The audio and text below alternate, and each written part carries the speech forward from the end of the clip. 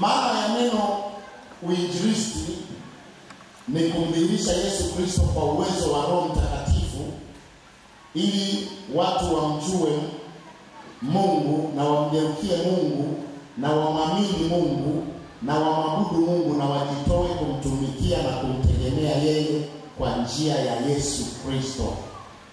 Hilo ndio kitu kinaitwa uinjilisti. Ni kumdhihirisha Yesu Kristo kwa uweza wa Roho Mtakatifu ili watu wamjue Mungu, wamgeukie Mungu, wamwamini Mungu, wamwabudu Mungu na wamtumaini na kumtumikia Mungu na kumtegemea kwa njia ya Yesu Kristo.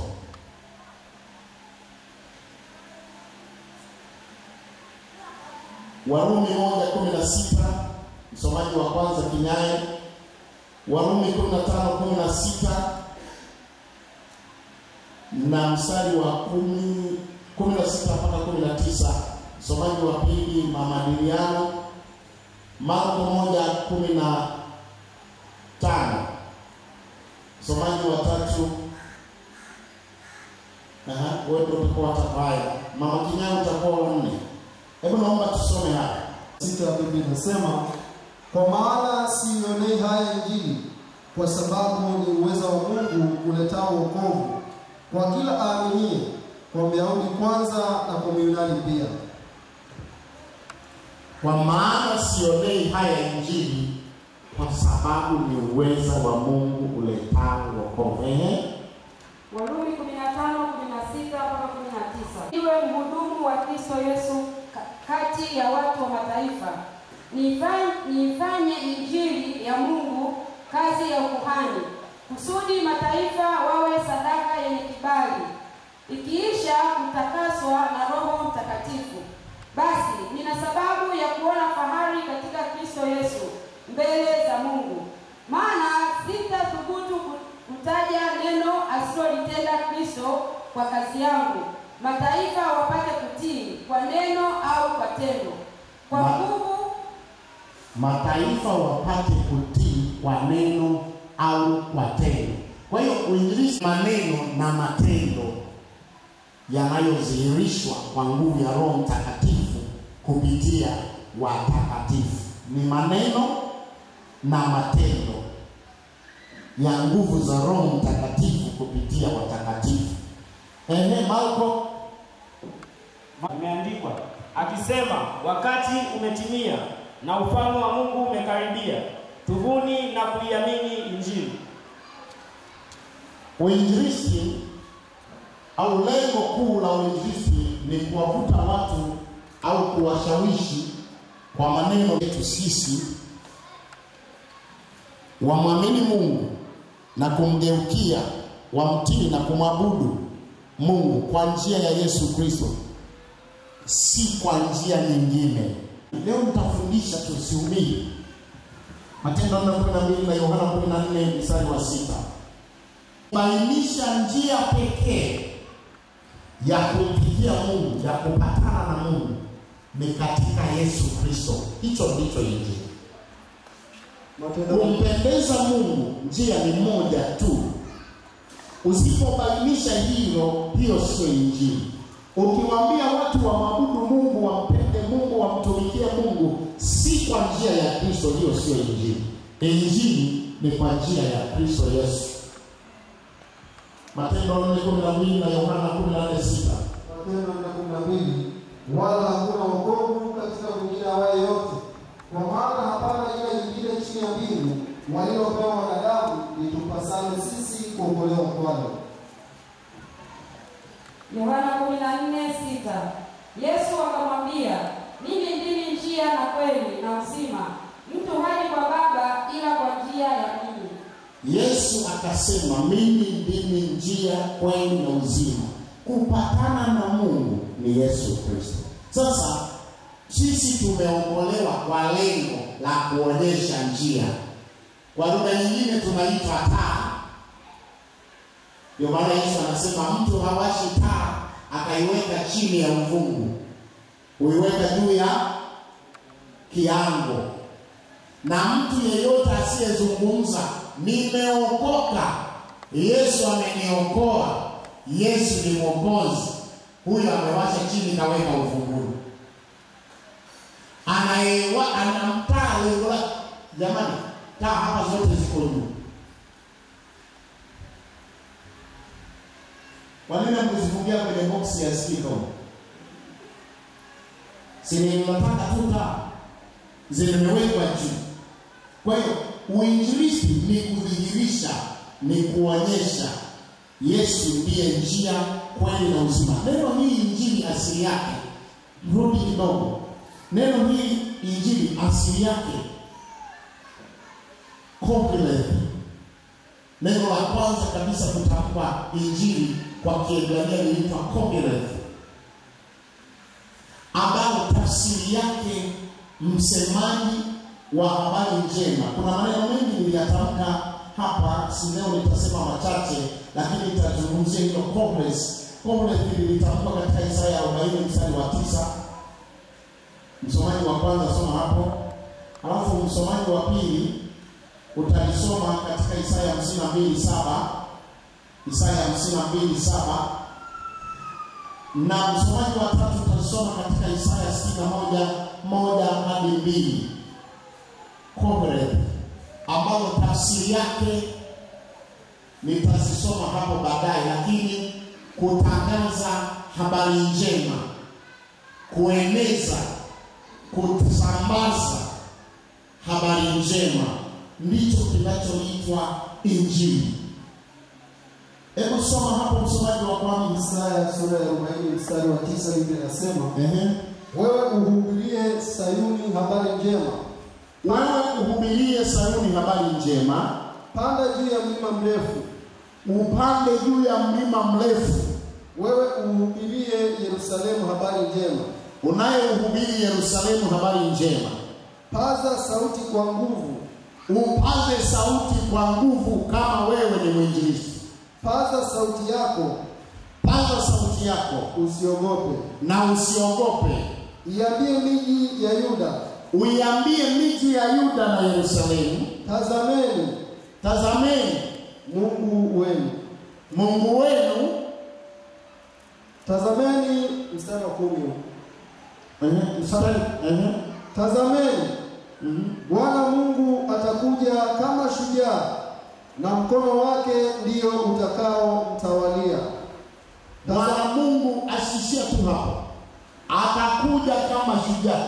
Neno hili Isaya analitabiri wakati Israeli ni watumwa katika nchi ya Babeli, wakiwa ni watumwa, wakimbizi, wamefungwa, wanatawaliwa. Sasa habari njema kwao ni kwamba tazama, Mungu atakuja kuwatawalia, kusimama atawali, awaondolee utumwa, awaondolee kifungo, awaondolee kunyanyasika, kuonewa. Hiyo ndiyo habari njema kwao. Isaya 52 mstari wa 7. Jinsi ilivyo mzuri juu ya milima miguu yake aletaye habari njema. Isaya 61:1-2. Imeandikwa, Roho ya Bwana Mungu ii juu yangu, kwa sababu Bwana amenitia mafuta ni wahubiri wanyenyekevu habari njema. Amenituma ili kuwaganga waliovunjika moyo, kuwatangazia mateka uhuru wao, na hao waliofungwa habari za kufunguliwa kwao. Kumbe habari njema, hili neno Kogileth ndio limetafsiriwa neno injili, ambalo kwa Kiyunani walipolitafsiriwa wakatangaza evangelion. Anasema Roho wa Bwana yuko juu yangu. Ndio maana nikasema uinjilisti ni nguvu ya Roho Mtakatifu ndani ya maisha ya mtu inayomdhihirisha Yesu. Uinjilisti ni nguvu ya Roho Mtakatifu ndani ya maisha ya mtu inayomdhihirisha Yesu. Na anasema Roho wa Bwana yuko juu yangu, amenipaka mafuta kuwafungua waliofungwa. Hiyo ni habari njema. Kuwaacha huru waliosetwa, kuwatangazia mateka uhuru wao. Hiyo ndiyo injili. Injili ni tangazo, ni kueneza, ni kupaza sauti, ni kuzungumza, ni kufunua na kuonyesha kwa maneno na matendo kwamba Mungu katika Yesu Kristo atawajia watu wake kuwatoa katika utumwa wa dhambi, kuwaondoa katika utumwa wa shetani, kuwatoa katika mambo yaliyowashinda yakawatawala, yakawatumikisha, yakawalazimisha waishi wasivyokusudiwa na Mungu. Lakini kwa neema ya Mungu, Roho wa Bwana yuko juu ya watu waliopakwa mafuta na Mungu, wanaishi, matendo yao yanadhibitisha Mungu anaweza kufungua watu wakawa huru. Bwana asifiwe sana. Bwana asifiwe. Ninakwenda kuangalia hata tangazo la kuja kwa Yesu limetangazwa, ni habari njema. Luka 4:16 hadi 10:19. Sawa, msomaji wa kwanza. Msomaji wa pili Luka 2:10. Msomaji wa tatu Mathayo 4:23. Msomaji wa 4 Mathayo 9:33. Naomba wewe msomaji tu daka ili wengine watakufuata wewe. Aya, msomaji wa kwanza Luka 10:16 hadi 19. Awasikilizaye ninyi anisikiliza mimi. Luka 10:16. 4:16. Luka 4:16. Luka sura ya 4. Ukiusipotoshe watu. Sura ya 4 mstari wa 16. Akaenda Nazareti, hapo alipolelewa. Na siku ya Sabato akaingia katika sinagogi, kama ilivyokuwa desturi yake. Akasimama ili asome. Akapewa chuo cha nabii Isaya. Akakifungua chuo.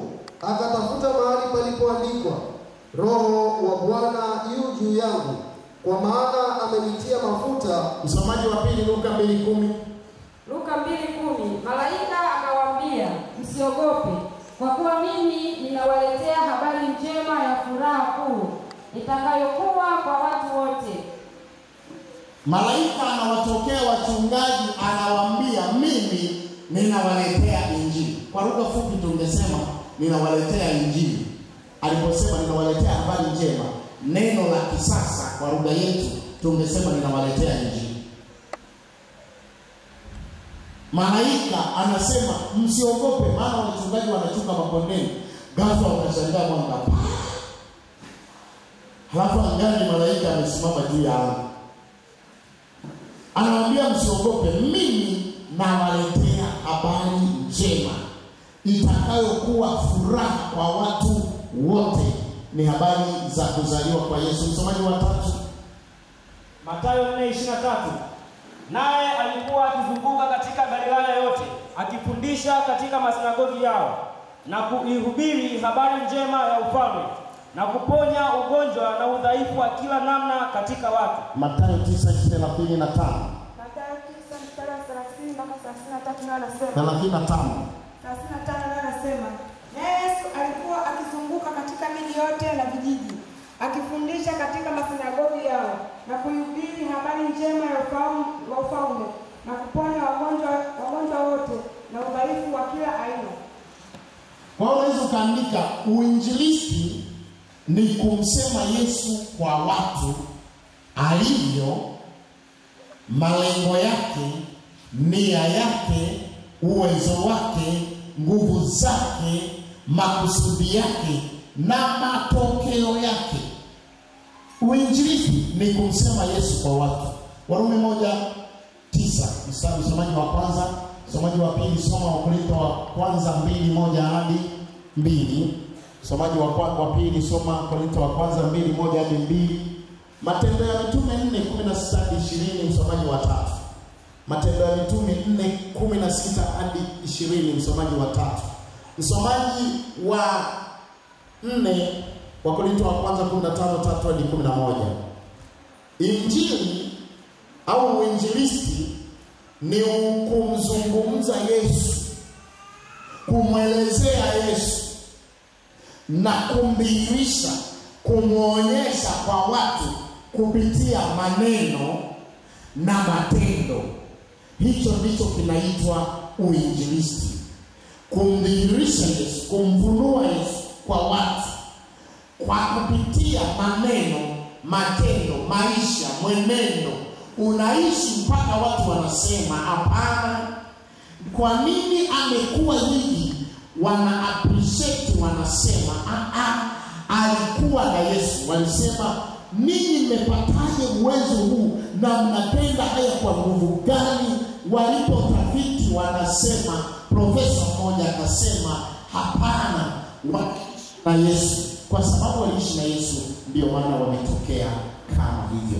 Hebu soma hapo maandiko haya. Rumi 1:9 Biblia inasema, kwa maana Mungu nimwabuduye kwa roho yangu katika injili ya mwana wake ni shahidi wangu jinsi niwatajavyo pasipo kukoma. Ninamwabudu Mungu katika Yesu, katika injili hiyo. Hebu soma tena. Rumi 1:9 Biblia inasema, kwa maana Mungu nimwabuduye kwa roho yangu katika injili ya mwana wake ni shahidi wangu jinsi niwatajavyo pasipo kukoma. Wakorintho wa kwanza 2:1-2. Basi ndugu zangu, mimi nilipokuja kwenu sikuja niwahubiri siri ya Mungu kwa ufasaha wa maneno wala kwa hekima, maana naliazimu nisijue neno lolote kwenu ila Yesu Kristo naye amesulubiwa. Ngoja niwaambie watu, mlikuwa mnashikilia mikutano ya Injili, mnafuatia mahubiri. Paulo anasema injili ni kumsema Yesu. Na mimi nilipokuja niwahubiri ninyi, sikutaka nizungumzie juu ya tiba mbadala. Lakini kuna mikutano ambayo mkutano wa injili huo, lakini unasikiliza nini? Tiba mbadala. Na maneno yangu na kuhubiri kwangu sikuja niseme chochote, na pamoja na kwamba kwa lengo ya elimu ya huyu anayesema Paulo alikuwa profesa, msomi mkubwa sana, kwa sababu lengo ya elimu ya Paulo alikuwa amefikia kupewa cheo cha kinachoitwa marabi. Rabi kwa enzi zile, ndio maana Yesu alimwita rabi, baada ya kuona kwamba elimu zao zote ziko chini katika utendaji, katika hekima, katika mafundisho, katika maamuzi, katika kujibu maswali, wakampa jina rabi. Maana ya rabi ilikuwa ni zaidi ya leo unayemwona anaitwa profesa, ni zaidi. Sasa Paulo ni profesa, lakini anasema katika kuhubiri kwangu sikuja kwa maneno ya hekima, wala sikuazimia nijue neno lolote. Neno ninalolitumia kwa maana yake kwamba sikukusudia nionyeshe uwezo wa elimu yoyote nilionayo, lakini nilikuwa na neno moja, ili niliyasemayo yawe injili. Nilimsema Yesu na yeye amesulubiwa. Hiyo ndiyo injili. Haleluya. Nilizungumza maisha ya Yesu, maneno ya Yesu, matendo ya Yesu. Kule mwanzo tunaona anasema kwamba wala najiepusha nisije nikazungumza neno lolote ambalo Yesu hajatenda wala hajasema. Ili iwe injili, ninatamka kile ambacho Yesu ametenda, Yesu amesema. Kuhusu Yesu, ukizungumza kuhusu Yesu, hicho ndicho injili. Bwana asifiwe sana. Bwana asifiwe. Tuko pamoja. Okay, Wakorintho wa kwanza 13:3-11. Wakorintho wa kwanza 13. Ama sorry, ile wa Matendo 4:16 ameshasoma. Matendo 4:16-20. Biblia inasema, wakisema tuwafanyie nini watu hawa? Maana ni dhahiri kwa watu wote wakao Yerusalemu ya kwamba ishara mashuhuri imefanywa nao, wala hatuwezi kuikana. Lakini neno hili lisije likaenea katika watu, na tuwatishe wasiseme tena na mtu awaye yote kwa jina hili. Wakawaita wakawaamuru wasiseme kabisa wala kufundisha kwa jina la Yesu.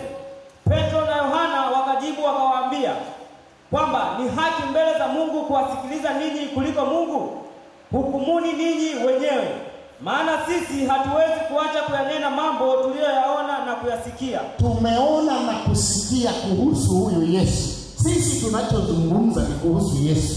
Hicho ndicho Injili. Andika Wakorintho 15:3. Wakorintho wa kwanza 15:3 mpaka 11 anasema, kwa maana naliwatoa ninyi hapo mwanzo yale niliyowapokea. Naliwatolea ninyi hapo mwanzo hayo niliyoambiwa. Hebu soma tena. Kwa maana naliwatolea ninyi hapo mwanzo yale niliyoyapokea mimi mwenyewe, ya kuwa Kristo alikufa kwa ajili ya dhambi zetu. Kama yanenavyo maandiko. Na ya kuwa alizikwa, na ya kuwa alifufuka siku ya tatu. Kama yanenavyo maandiko. Na ya kuwa alimtokea Kefa. Na ya kwamba alifufuka akamtokea Kefa. Kama ishia tu hapa. Mimi ninachowaambia sio kitu cha kutunga.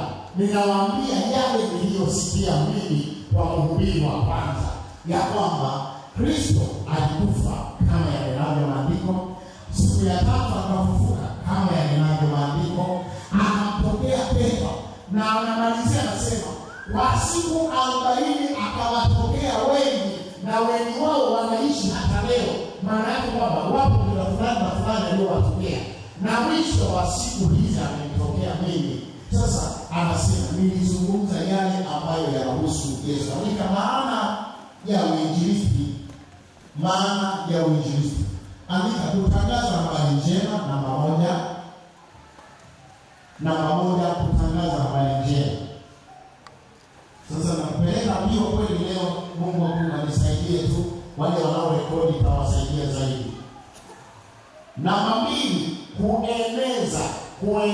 Kutangaza, unaweza ukatangaza hapa wasisikie Miande, unaweza ukatangaza hapa wasisikie sijui kule Mtongani, unaweza ukatangaza hapa. Kutangaza Injili, uinjilisti ni kueneza, kuhakikisha kila mtu amesikia, kuhakikisha hajarukwa mtu, hajashindwa kufikiwa mtu. Kueneza maana ya pili. Na maana ya tatu, kufundisha na kushawishi na kuelekeza kwa lengo la kushauri watu wamtii Mungu kwa njia ya Yesu Kristo. Ndio lile neno linaloitwa prophet au mhubiri katika Kiebrania. Kwa Kiyunani linaitwa exegesites kwa Kiyunani, ambalo lilikuja kutafsiriwa kwa Kiyunani cha kisasa evangelion. Kiyunani cha kisasa linaitwa evangelion, habari njema. Namba mbili, evangelizo, kuleta au kutangaza habari njema. Namba tatu, evangelidimai, kusambaza, kueneza habari njema. Kwa hiyo uinjilisti ni kumdhihirisha Yesu Kristo kwa watu kwa uwezo wa Roho Mtakatifu, kwa ishara na maajabu, kwa nguvu, bila kuhesabu gharama. B, uinjilisti ni kuambia watu na kuwadhihirishia mambo yafuatayo. Uinjilisti ni kuambia watu na kuwadhihirishia mambo yafuatayo. A, utukufu wa Yesu Kristo unaojulikana kupitia mambo haya: kuzaliwa kwake bila mwanaume. Kwa nini tunamhubiri Yesu kwa watu, tunamsema Yesu kwa watu? Kwanza Yesu anasemeka. Unajua ukitaka kueleza habari zangu utashindwa kuzieleza. Ukitaka kueleza habari zako zitakera. Yesu anazungumzika. Amezaliwa bila mwanaume. Haleluya. Mimba imetungwa bila mume. Mwanamke aliyebeba mimba yake mpaka amejifungua akiwa bikira. Haleluya. Anazungumzika. Hilo ni la kwanza, kuzaliwa kwake kwa ajabu. Namba mbili, kuishi kwake bila kutenda dhambi katikati ya wenye dhambi. Haleluya. Kuishi kwake bila kutenda dhambi katikati ya wenye dhambi. Hicho ni kitu ambacho unatakiwa kumzungumzia Yesu Kristo. Namba tatu, tabia yake na uwezo wake wa kujua mambo yote bila kuhitaji kusikiliza au kupeleleza au kuulizwa kwa wanadamu. Maandiko ya hapa samahani sitasoma, yatakuwa mengi sana. Anasema akaja kwao akawaambia, mbona mnasemezana na kunung'unika na kuulizana juu ya haya? Maana aliyajua yote yaliyo moyoni mwa wanadamu, wala kumuuliza mtu. Uwezo wake wa kutambua mambo ya wanadamu na mambo ya Mungu na mambo ya kawaida na mambo ya viumbe na mambo ya sayari, anayajua mambo ya milele iliyopita na mambo ya milele ijayo. Hivyo Yesu kumzungumza ni kudhihirisha utukufu wake. Natamani ujue neema hii Mungu atembee na yeye. Namba 4, kujitoa kwake kusiko kwa kawaida kwa ajili ya watu wengine, tena wakiwa waovu. Kujitoa kwake. Namba 5, kuteswa na kufa kwake kuliko kwa hiari, tena kwa upendo. Ukitaka kumzungumzia Yesu, zungumza haya. Namba ngapi hiyo? Amini na mimi. Namba 6, matendo yake ya ajabu yasiyoweza kutendwa na mtu. Wanasema wakamata, awezaje hata kuzungumza na upepo na upepo ukamsikia? Yesu Kristo, ukizungumza juu ya Yesu, anaweza akazungumza na jiwe likamsikia. Anaweza akazungumza na nyoka akamsikia. Anaweza kuzungumza. Ndio maana hata Danieli alipotupwa kwenye ile tundu la simba, Biblia inasema Yesu alikuwemo mule, akasema na wale simba, na simba wakatii. Na ndio maana tunaposema juu ya injili ya Yesu, tunazungumza matendo yake ya ajabu. Amefungua vipofu macho, amefufua wakoma, amefufua wafu, ametakasa wakoma na kufanya vitu visivyopendwa au visivyowezekana. Tendo la ajabu kuliko yote ni kufufuka kwake, ambalo ni la 7. Kufufuka kwake kwa uwezo wake mwenyewe.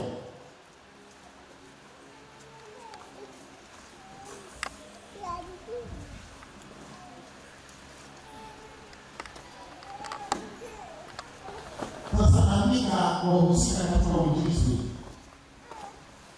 Wanapaswa kufanya uinjilisti na nani? Andika ni Wakristo wote waliookoka.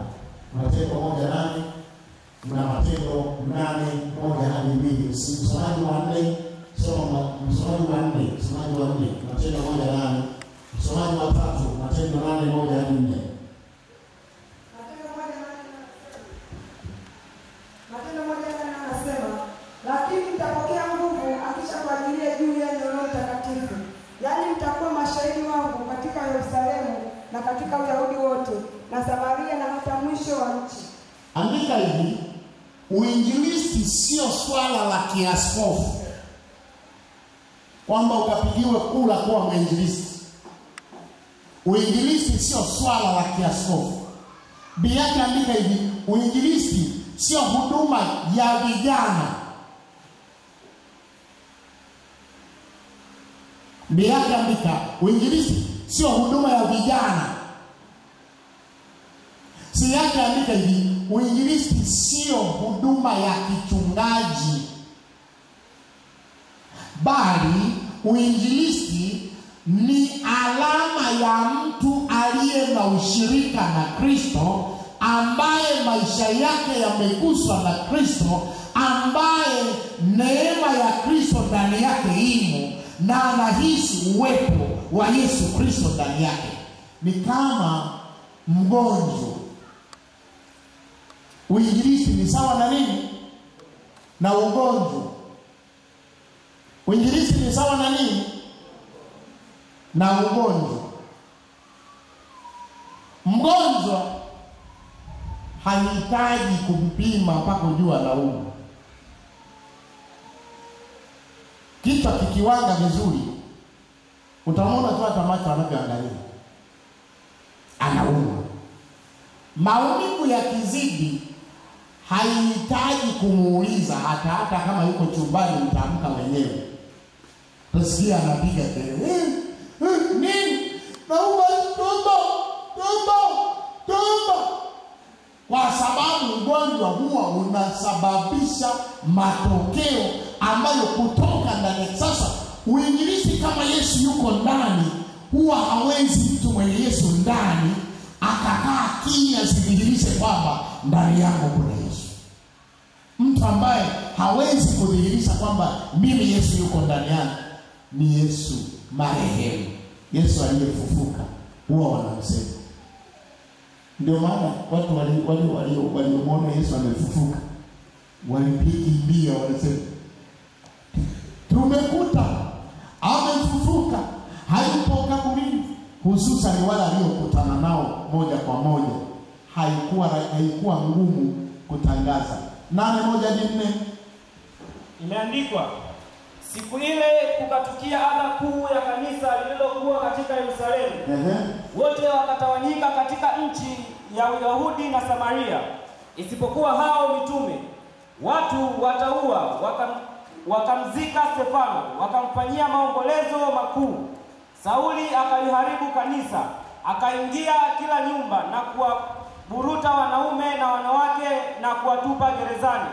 Lakini wale waliotawanyika wakaenda huko na huko wakilihubiri neno.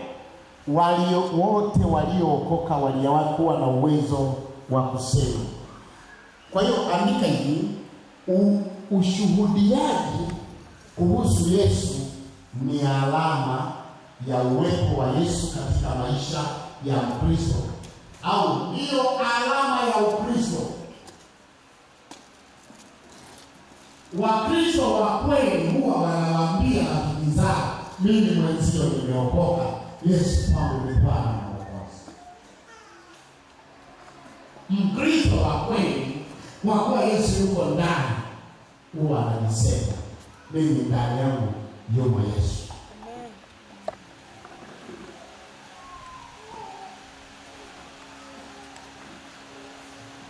Lakini kumsema Yesu au kushuhudia, kufanya uinjilisti ni alama ya uwepo wa Roho Mtakatifu ndani, kwa mujibu ile ya Mwanzo 1:8, kwamba kama Roho Mtakatifu yuko ndani lazima mtakuwa mashahidi.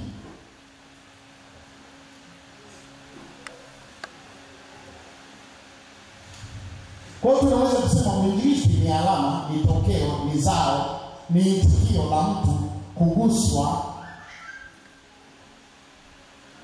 na wokovu, kuguswa na Yesu Kristo. Yohana 4:28-30, naomba msomaji wa kwanza, na Yohana 4:39-42 msomaji wa pili. Yaani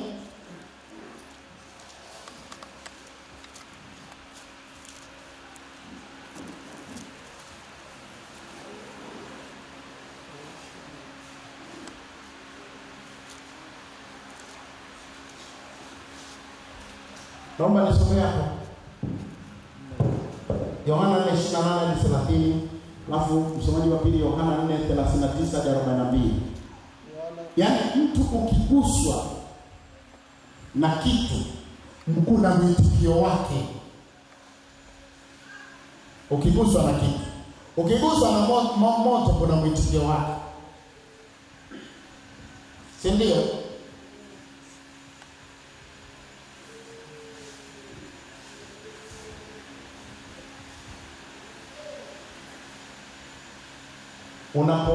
Wale wanaochokonoa vitu vya umeme hivi, utagusa tu kama utaguswa na umeme, kuna mwitikio utamsikia, utaona tu mwitikio. Siku moja mimi nilikuwa nanyosha, sasa kumbe pasi imechumbuka, zananyosha hivi. Sasa moto hauendi, mbona hainyoki? Nakuja kugusa hivi, kumbe nimechomeka pasi la baridi. Sasa wakati naiangalia hivi, kumbe nimezungusha kagusa moto, na maana sijapaona ambapo pamechoboka. Mama alitoka chumbani kwa Maana mlio nilioutoa haueleweki, ni wa maombi, ni wa kicheko, ni wa kilio, haujulikani, yaani ni mlio wa ajabu. Alafu mkono uko umekufa ganzi kutoka kwenye mega hapo, umekufa ganzi tena. Lakini kuna mlio niliopokea. Sasa Yesu akiingia ndani, mwitikio mkubwa kuliko wote ni furaha ya kuzungumza juu yake. Hilo nilisikia nizungumze juu ya Yesu. Yaani ukimwona mtu yeyote unatamani mwambie juu ya Yesu wako. Hebu soma Yohana 4:28-30. Basi yule mwanamke akauacha mtungi wake, akaenda zake mjini, akawaambia watu, njooni mtazame mtu aliyeniambia mambo yote niliyoyatenda. Je, haimkini huyu kuwa ndiye Kristo? Hebu pima mambo haya katika andiko hili. Huyu ameenda kuchota maji. Unajua nini? Bamchoni. Wewe nafikiri umetoka kijijini kama mimi. Hebu angalia, kawacha mtungi wa maji, akarudi mpaka hapa. Anawaambia jamani, kuna kitu kisicho cha kawaida. Nimekutana na mtu anayajua maisha yangu yote na siri zangu zote, hata ambazo sijamwambia mtu yeyote, sijamsimulia, nazijua mwenyewe.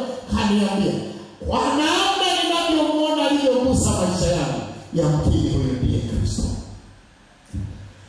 Wewe unafikiri kuna kitu gani cha kumgusa mtu akubali umbali huo halafu aje arudi tena? Unafikiri kitu cha kawaida? Maisha yake yameguswa kihalisi na Kristo. Kama Yesu asingekuwa ameingia ndani yake na kuyagusa maisha, anatoka tena na watu anawapeleka huko. Msoma mstari unaofuata, wewe msomaji wa pili. 39:42.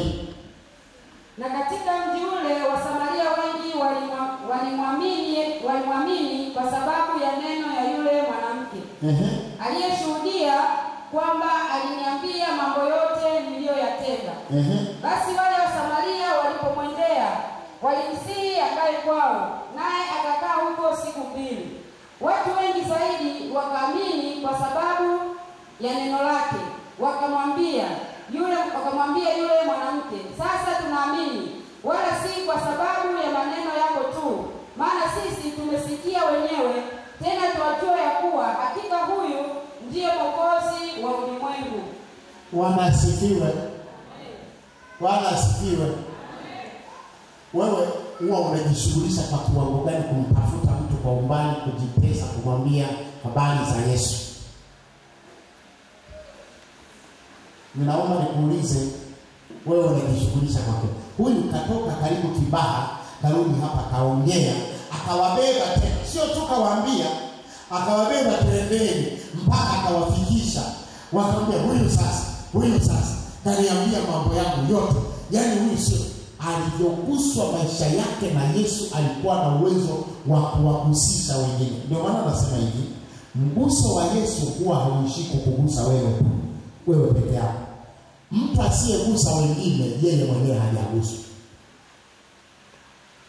Anayeguswa lazima aguse. Biblia inasema walipofika wakamsikiliza Yesu, wakaona anayotenda na kusema, wakasema, sasa wewe ondoka, wala tuhitaji kukuuliza juu ya Yesu. Nenda zako, sisi tunaamini wenyewe kwamba huyu ndiye Kristo. Swali, wewe umeguswa kwa kiwango gani kuwagusisha wengine habari za Yesu? Andika umuhimu na ulazima wa uinjilisti. Umuhimu na ulazima wa uinjilisti. Umuhimu na ulazima wa uinjilisti. Kwa nini ni muhimu sana kuzungumza na watu juu ya Yesu Kristo?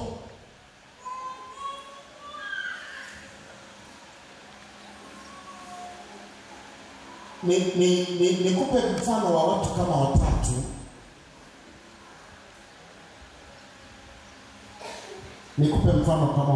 Tumeona Msamaria, eti Msamaria alipoguswa na Yesu akaenda kusema. Filipo alipoguswa na Yesu akaenda kumwambia Nathanieli. Si ndio? Si ndio? Paulo alipokutana na Yesu hakukaa. Sasa swali, wewe umekutana na Yesu?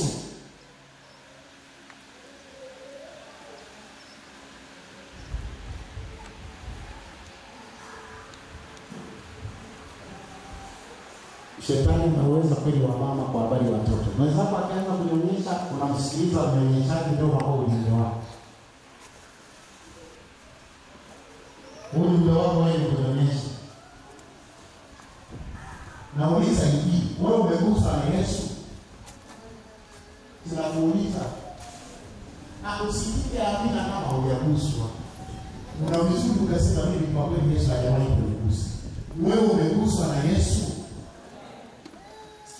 Unashughulika kwa kiwango gani kama kweli umeguswa na Yesu kugusa wewe? Alama ya kwamba Yesu ameyagusa maisha yako, mwangalie Filipo, mwangalie Paulo, mwangalie yule mwanamke Msamaria.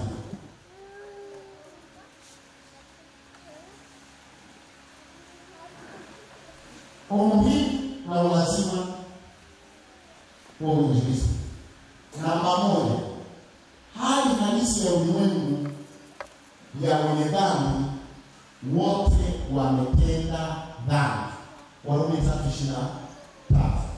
Kitu kinachotusababisha lazima tumzungumze Yesu kwa sababu watu wote wametenda dhambi. Hakuna mtu ambaye hajatenda dhambi. Watu wanakaa dhambini. Lazima tumseme Yesu kwao. Soma Warumi 3:23 anasema, kwa sababu wote wamefanya dhambi na kupungukiwa na utukufu wa Mungu. Bi yake hilo namba moja. Watu wote wako gizani. Wenye dhambi wote wako gizani. Hivi si kama mnanielewa? Hivi unaonaje kama jua lisiwepo?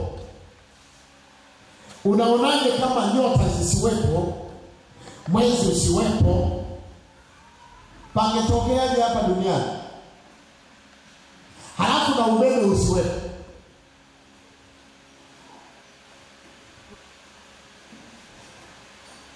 Mathayo 4:16-17. Watu wote wako gizani. Kwa hiyo kusema nao ni kuwamulikia waone njia ya kupita.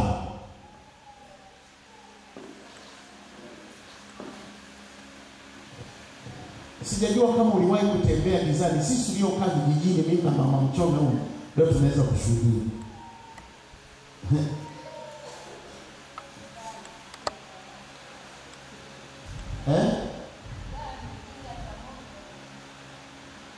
Tulikuwa tunatandikaga na kijinga cha moto, unachukua ukundo nao. Sasa mwingine anatandika, mwingine anakipima hivi. Sasa nyinyi sasa hivi mlikifanya hivyo mnafikiri nafanya comedy. Lakini sasa hicho kijinga si uko nyumbani. Usiku umekukutia huko. Bado uko Kibaha unakuja huko ni saa 2 usiku unakuja huko. Baramwezi hamna na mawingu hakuna hata nyota zionekane. Unahisi, unatembea ukiangalia kigaje chako hapa ukiona.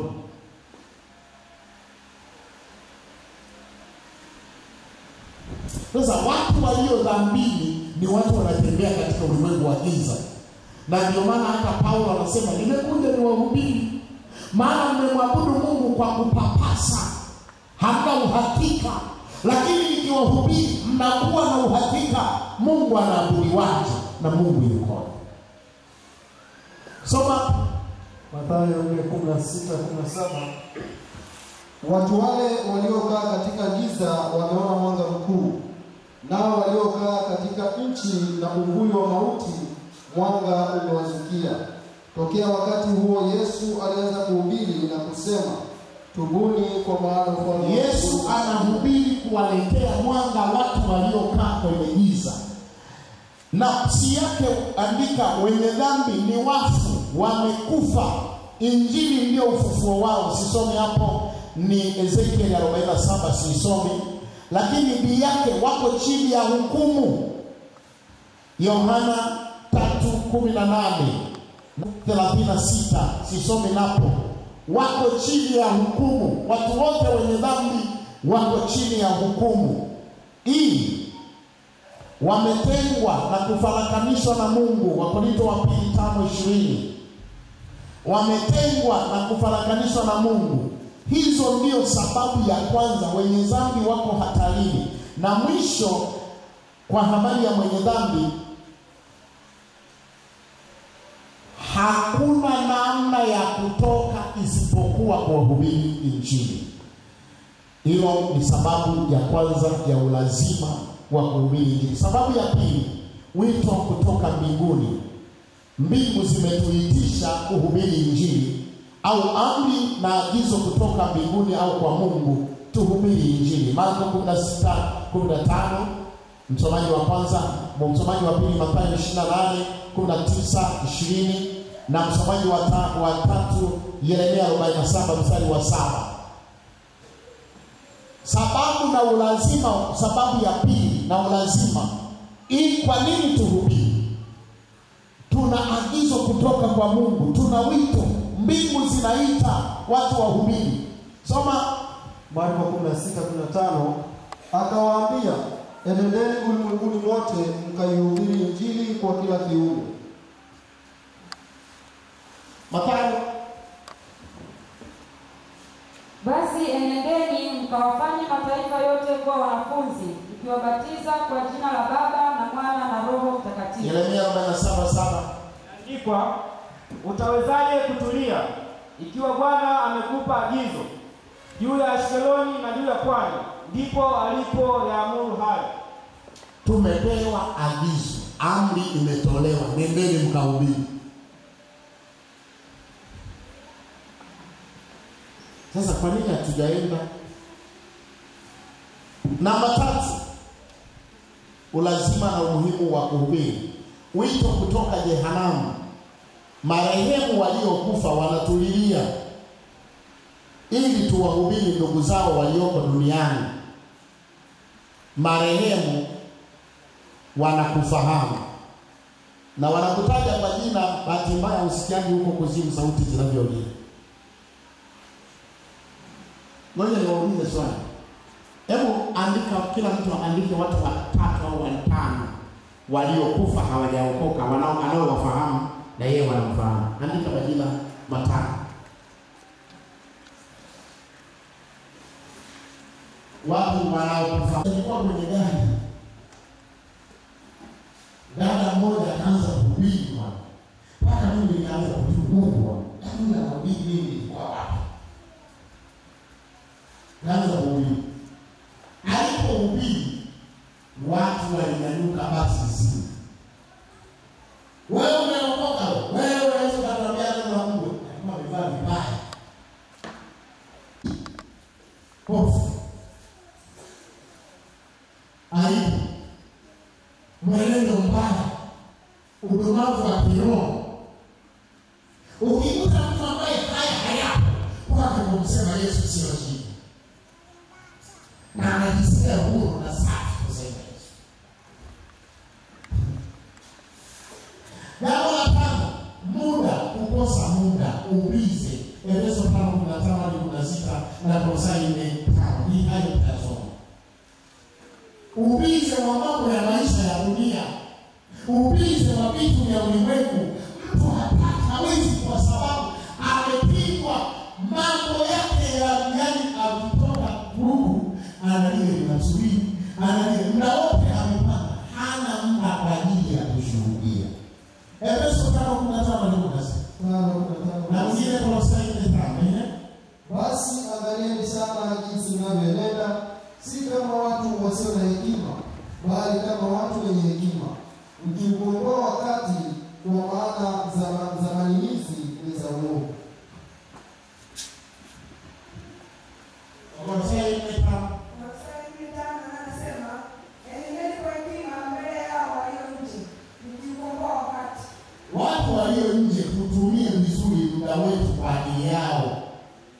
Unaweza kuandika hiyo kwenye huyo Kolosai, maana yake ni kwamba watu walio nje tutumie muda wetu vizuri. Bora tuwe na sadaka ya muda kwa ajili yao. toa sadaka ya muda kwa ajili ya watu wasiookoka.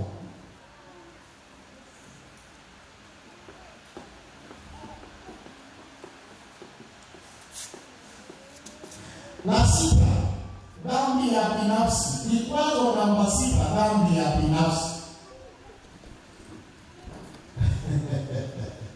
Unapowaza kwamba niseme Yesu ni Mwokozi, kwanza wazo la kwamba si walifahamu kweli, hawajawahi kuona kule mitaa ya kule mitaa ya kule mtakatifu. Dhambi ya binafsi, kwa sababu kuna adhabu na tafadhali kama shetani yuko live. Ukishuhudia utakutana naye. Ukishuhudia unakutana live na shetani. Wao wanashuhudia tulienda kambi la Sini ya Sumbawanga. Wewe ulienda? Na Sumbawanga. Wewe wakati tunaongoza ushuhudiaji wa jambo lililotokea, tunashuhudia tunawagaa vijana kushuhudia.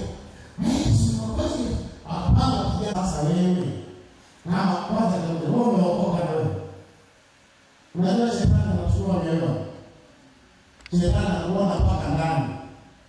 Na umeokoka. Unapookoka na kuuliza wewe umeokoka. Sisi watumishi wa Mungu tumetoka Dar es Salaam, tumekuja kuleta injili. Na wewe umeokoka. Kale kababu kakamwambia basi utoe huo uzi unapitia aibu. Alipomnyanyua uzi anaomba shahidi kaliuka nyoka. Na nyoka akaanza kukua. Atoa ulimi. Anaanza kumwandama yeye. Anakimbia huko, anazunguka kutoka naye. Mwisho anasema, nimekoma babu, nimekoma. Umekoma nini? Kumbe dhambi binafsi inamzuia mtu. Na wakati mwingine, jamani, Mungu atusaidie. Okoka tu useme Yesu vizuri. Tutaandika Timotheo wa kwanza 4:4-7. Na jambo la 7, kukosa mafundisho ya kutosha, upungufu wa mafundisho. Paulo anasema hivi katika Wakorintho wa kwanza 15:3, mimi niliwatolea yale niliyosikia kwanza, alihubiri kutokana na aliyofundishwa. Timotheo wa pili 2:2 anasema, na mambo yale uliyoyasikia kwangu uwakabidhi watu waaminifu watakaofaa kuwafundisha wengine. Hana alichokabidhiwa kwenye mafundisho. Kanisa la kwanza katika Matendo ya Mitume lilikuwa ni washuhudiaji, kwa sababu kila siku waliatendi mafundisho. Sasa hamna neno la Mungu ndani. Ili mfikie kuwa washuhudiaji, lazima mhubiri Yesu Kristo. Namba 8, shetani. Shetani ni mpinzani wa ushuhudiaji. Wakorintho wa pili 4:3-4 na Efeso 6:12. Ni shetani. La 9 la mwisho, ukosefu wa Roho Mtakatifu. La 9 la mwisho, ukosefu wa Roho Mtakatifu. Na hili hapa, msiondoke mpaka mtakapopokea Roho Mtakatifu. Msiyashuhudie. Ujazo wa Roho Mtakatifu ndio unawapa kipawa na nguvu ya kushuhudia. Ninaomba usimame. Makusudi haya leo, hata watu wa Mungu kanisani wamekuwa ni watu ambao ibada zao ni kutafuta maombezi, waombee. Kumbe Mungu aliwasubiri wakati mwingine wangeenda tu kushuhudia, ungemwona Mungu anavyoshughulika na maisha. Beba ushuhuda wa Yesu Kristo, peleka kwa watu wengine. Ninaomba mabinti, ninawaomba mabinti, nisikilize. Uzuri mimi Mungu huwa nashukuru kwamba nipo hapa na ninyi mpo na mmekuwa mkiona ninayosema yote yanatokea kweli. Binti, ukitaka urahisishe maisha yako wewe umhubiri Yesu.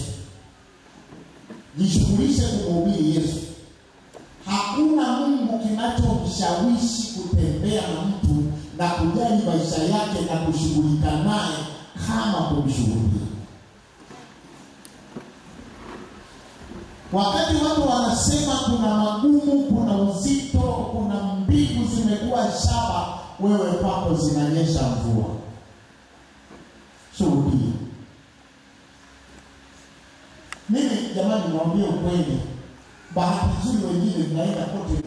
Mimi nilikuwa yani mimi siku ikipita bila kushuhudia, mimi nilikuwa si rahisi. Hapa penyewe umuulizeni Chris anapenda kushinda hapa na mambo yake anafanyaje hapa na kompyuta yake na manini. Anaona mimi ikifika saa 4 hapa nafunga ofisi, namwambia ukija watu nisubirie, mimi naenda kushuhudia kwanza. Nafunga ofisi naenda kushuhudia.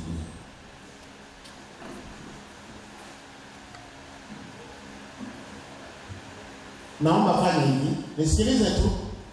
Kwa uaminifu, usifanye kama unajaribu. Kwamba nitenge miezi 3 nifanye kwa uaminifu hili. Nimpime uaminifu Mungu kwenye mambo yangu nisio yaombea. Yaani yaweke yale mambo ambayo ulikuwa unaombea, yaweke pembeni. Nianze kuombea, niombee kushuhudia, niombee kujua neno, niombee kuleta watu kwa Yesu. Andika. Pima, andika upima. Mimi namdhibitisha Mungu, mimi si mhubiri Mungu wa kusikia kwenye mkutano.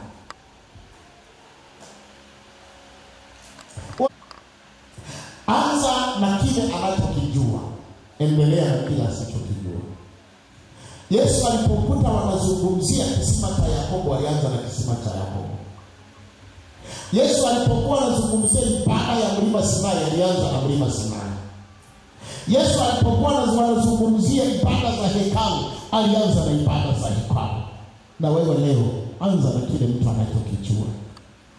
Mwambie Yesu yeye hakutenda dhambi. Unapokuambia mbona sisi tuliona tena mchungaji wa dini yenu kabisa akatenda hii, akasema ni kweli, unasema ni kweli. Nao ndugu watano ili awashuhudie, wasije wao pia wakafika mahali hapa pa mateso. Ibrahimu akasema, wanao Musa na manabii na wawasikilize wao. Akasema, la, baba Ibrahimu, lakini kama akiwaendea mtu atokaye kwa wafu watatubu. Akamwambia, wasipowasikia Musa na manabii hawatashawishiwa na mtu yeyote. Hawatashawishiwa. Huyu jamaa alikuwa tajiri, kafa. Biblia inasema alipokufa akajikuta yuko kuzimu. Nasema na kule kuzimu akayainua macho yake juu. Kule juu akamuona Lazaro yuko kifuani kwa Ibrahimu. Akaanza kudai Lazaro atoke kifuani kwa Ibrahimu. Akawahubiri ndugu zake 5 wako nyumbani kwa baba yake wasije huku. Ina maana marehemu walioko huko wanatamani watoto wao wasikutane nao jehanamu,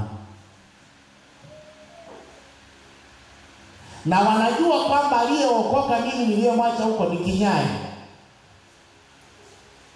Mama tatu wanakufahamu marehemu, wanakutaja kule kwamba na mbaya zaidi, hata Ibrahimu amesema kwamba wasitoke watu kwa wafu, wapo walio hai huko ndio wanapaswa kusema nao. Kwa hiyo una wito kutoka kwa kuzimu. Kuna malalamiko ya watu walio hai ndugu zao duniani, unatakiwa kusema nao wewe. Namba ngapi hiyo? 3. Namba 4, wito kutoka ndani. Matendo ya Mitume 18:5 na Yeremia 19:20.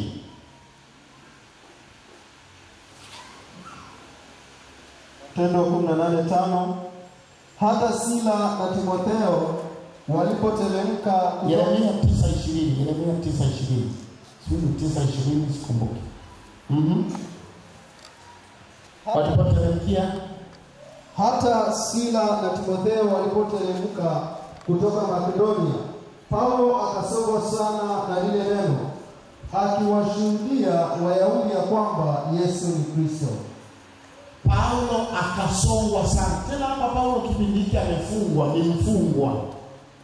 Ila amefungwa kifungo cha nje, alipanga na chumba. Ila wamemwambia uachane na mambo ya kuhubiri mpaka kesi yako itakaporudishwa kwa Kaisari ukasikilize tena. Lakini ile neno likamsonga moyoni, akashindwa kujizuia, akaanza kuambia watu, jamani, Yesu ni Kristo, Yesu ni Mwokozi.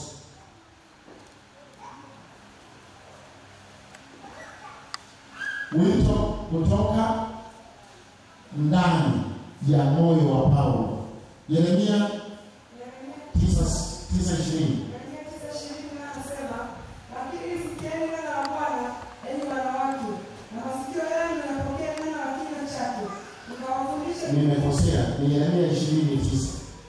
Ni Yeremia 20:9. Yeremia 20:9. Yeremia 20:9 anasema, nami nikasema, sitamtaja wala sitasema tena kwa jina lake. Basi ndipo moyoni mwangu kumekuwamo kama moto wakao. Wito kutoka ndani moyoni mwangu, ninaposema sitamhubiri Yesu, moyoni huko kwa ndani kunakuwa kama moto unanitaka niwaambie watu habari za Yesu. Sababu ya 5, umuhimu na ulazima wa kuhubiri Injili. Wito kutoka nje, Matendo ya Mitume 16:9. Matendo ya Mitume 16:9, msomaji mwingine asome. Wito kutoka nje. Kuna wito kutoka nje. Tumetoka wito kutoka ndani. Ndani kuna uhimizo wa Roho Mtakatifu. Unajua kuna connection hii. Kwa nini unakuwa na wito kutoka ndani? Watu wakiwa nje kule, wakati analala, mtu anawaza mimi ya maisha si kwa nini mimi naweza nikajiua. Wakati ule anahangaika, ningepata wapi msaada? Sipati amani, mambo yamekuwa mabaya. Roho Mtakatifu anakuhimiza wewe uhubiri. Ukihubiri huyu mtu, Roho Mtakatifu kwa mwanadamu bayana baziki anaokoka. Sasa wito kutoka nje. Wito kutoka nje, soma Matendo ya Mitume 16:9. Paulo akatokewa na maono usiku. Alimwona mtu wa Makedonia amesimama, akimsihi na kumwambia, vuka uje Makedonia utusaidie. Vuka uje huku Makedonia utusaidie. Maana yake kuna watu ambao hawako huko kanisani, huko ndani wana mahitaji, huko nje wana mahitaji ya kuhubiriwa Injili. Hawajui watapatanaje na Mungu, hawajui watatokaje kwenye tabu zao. Na kwa andika mambo haya, watu walivyo nje ndio wito wetu. Hilo ni agizo la Mungu kwetu. Kadri unavyoona watu nje ni agizo la Mungu. Ukiona vilabu vya pombe, maana yake huo ni wito unaagizwa hubiri. Kwa sababu ungehubiri hao wangepata habari njema. Maana yake hao wanahitaji habari njema. Ukiona wasirika wa madawa ya kulevya, wavuta bangi, wavuta sigara, maana yake ukiona mtu anavuta sigara, huo ni wito wako wa kuhubiri. Nilikuwa namwambia jana ninaowafundisha darasani. Siku moja tulikuwa na Moses Koloni. Tuko kwenye boti. Yeye anaona wavuvi kule wanavua. Anasema wale hawajahubiriwa. Anafungua begi, anatamani awaendea, boti haiendi huko. Anachukua taxi hizi, anatupa baharini kwamba zitaenda na mawimbi watasoma huko. Yaani ukiona watu wanavaa nguo nusu uchi, maana yake huo ni wito. Kwa nini wako hivyo? Hawajahubiri. Ukiona watu wanaimba, maana yake sisi hatujahubiri. Ukiona watu ndoa zinavunjika, ukiona watu wanapelekeza mke na watoto, hatujahubiri. Ukiona waganga kienyeji na wapiga laumbi, watu wamevaa hilizi, watoto wamevaa shingoni viuzi vyeusi, mikononi au miguuni, ni dalili ya kwamba tunaitwa wito kutoka nje. Paulo akatokewa na maono usiku.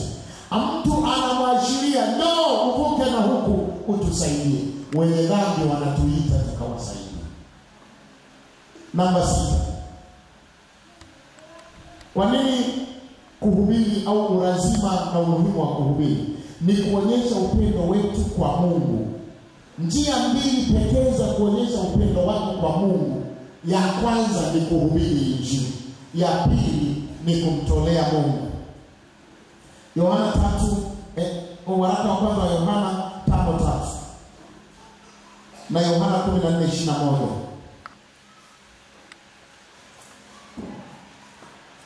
Na unaweza kusoma na Injili ya Yohana pia 21:15-17. Waraka wa kwanza. Kwa nini ni lazima, ni muhimu kiasi gani?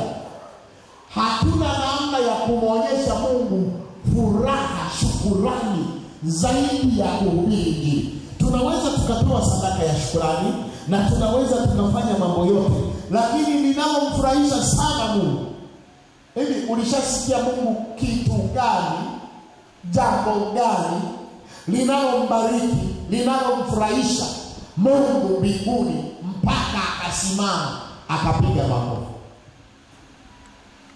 Biblia inasema mwenye dhambi mmoja akitubu. Kwa hiyo njia pekee ya kuonyesha unampenda Mungu, njia pekee. Hebu soma hayo maandiko. Waraka wa kwanza wa Yohana sura 5:3. Kwa maana huku ndiko kumpenda Mungu, kwamba tuzishike amri zake, wala amri zake si nzito. Huku ndiko kumpenda Mungu, kushika amri zake, na amri zake, enendeni ulimwenguni wote mkahubiri Injili. Huko ndiko kumpenda Mungu. Yohana 14:21 na mwingine ajiandae Yohana 21:15-17. Yohana 14:21 anasema, yeye aliye na amri zangu na kuzishika, yeye ndiye anipendaye, naye anipendaye atapendwa na Baba yangu, nami nitampenda na kujidhihirisha kwake. Mtu atakaye, Mungu atakayejidhihirisha kwake, ashike hii amri, enendeni ulimwenguni. Tunaposoma amri za kanisa, amri kubwa aliyoitoa Mungu Yesu kwa kanisa, enendeni ulimwenguni mkaihubiri Injili kwa kila kiumbe. Yohana 21:15-17. Imeandikwa, basi walipokwisha kula, Yesu akamwambia Simoni Petro, je, Simoni wa Yohana, wewe wanipenda kuliko hawa? Akamwambia, naam Bwana, wewe wajua kuwa nakupenda. Akamwambia, lisha wanakondoo wangu. Akamwambia tena mara ya pili, Simoni wa Yohana, Ishia tu hapo. Tunaposalimia walokole wao tunasema, mimi nimetokea Dar es Salaam, naabudu kwa mchungaji Ngasa, nimeokoka na mpenda Yesu. Lisha kondoo wangu. Ndio mnajitambulisha, nimeokoka na mpenda Yesu. Mara popote unaposema unampenda Yesu, kuna sauti ya Yesu inasema lisha kondoo wangu. Tena anamuuliza hivi, wewe unanipenda kuliko hawa? Ukitaka kunidhihirishia unanipenda, lisha kondoo wangu. Alikuwa anamwambia kondoo gani? Yesu alikuwa anafuga kondoo. Kondoo gani?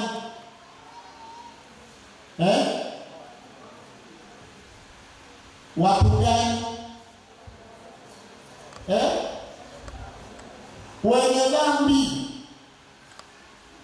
Ndio maana anasema walipotoka mji huu wakakimbia, wakamtafuta, akawaona makutano, akawahurumia kama kondoo wasio na mchungaji. Ndio maana anasema lisha kondoo wangu. Yesu anapoona, unajua nini, unapoangalia watu wamejaa baa, unasema jitu malaria analetwa, ndio maana dunia imelaniwa, mama anashinda baa na kesha baa hayataki kuokoka. Yesu anawaona ni kondoo wasio na mchungaji. Yaani mtazamo wa Yesu kuhusu waliojaa kwenye baa ni kondoo waliokosa mpelekaji wa neno. Wewe unaona maovu machafu ndio maana yanasababisha dunia inapigwa mapigo. Lakini Yesu anawatazama kama kondoo waliokosa mchungaji. Sasa njia pekee ya kuonyesha unampenda Yesu, wewe unampenda Yesu, mpaka hapo sasa ndio nielewa kwa hiyo ndio maana mshuhudi. Wangapi wanampenda Yesu?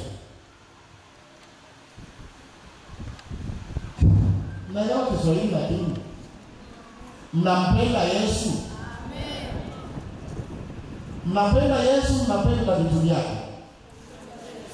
Mnapenda Yesu. Kama unampenda Yesu, lisha kondoo wangu. Zungumza na wenye dhambi kuhusu Yesu.